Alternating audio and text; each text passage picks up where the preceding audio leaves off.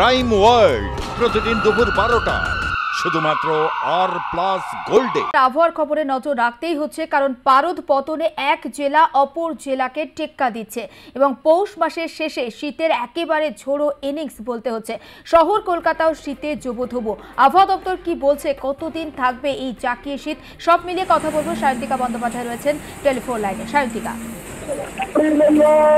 দেখো, একেবারে পৌষের শেষ বেলায় শীতের একটা দাপুটে ঝোড়ো ব্যাটিং চলছে এবং ঠান্ডায় এই মুহূর্তে কাঁপছে গোটা রাজ্য। আজ মকর সংক্রান্তির স্নান, সেই স্নান কিন্তু একেবারে চলছে। একদিকে যেরকম গঙ্গাসাগরে, আবার অন্যদিকে কলকাতার বাবুঘাটে একেবারে সেই ঠান্ডাকে উপেক্ষা করি পারদ পতনে কিন্তু এই মুহূর্তে এক জেলা অন্য জেলাকে টেক্কা দিচ্ছে। কার্যত বলা যায় পূর্ব, পশ্চিম বর্ধমান, পুরুলিয়া এবং বীরভূমে শৈত্যপ্রবাহের সতর্কতা জারি করা হয়েছে আলিপুর আবহাওয়া দপ্তরের পক্ষ থেকে। আগামী 1 থেকে 2 দিন তাপমাত্রা কিন্তু একই রকম থাকবে।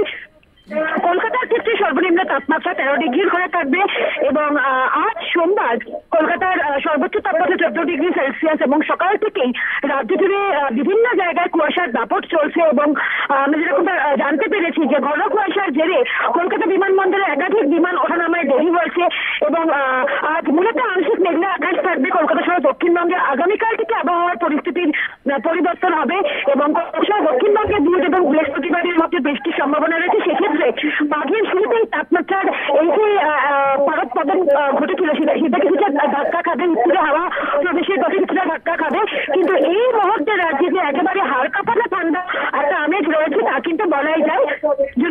বেশ, অনেক ধন্যবাদ সায়ন্তিকা। আপাতত 2 দিন শীতের আমেজ বজায় থাকবে এবং তারপর মঙ্গলবার না হয় বুধবার থেকে আবহাওয়ার পরিবর্তনের সম্ভাবনা। একটা বৃষ্টির পূর্বাভাসের কথা জানাচ্ছে আলিপুর আবহাওয়া দপ্তর। পশ্চিমী ঝঞ্ঝার কারণেই এই বৃষ্টির সম্ভাবনা থাকছে।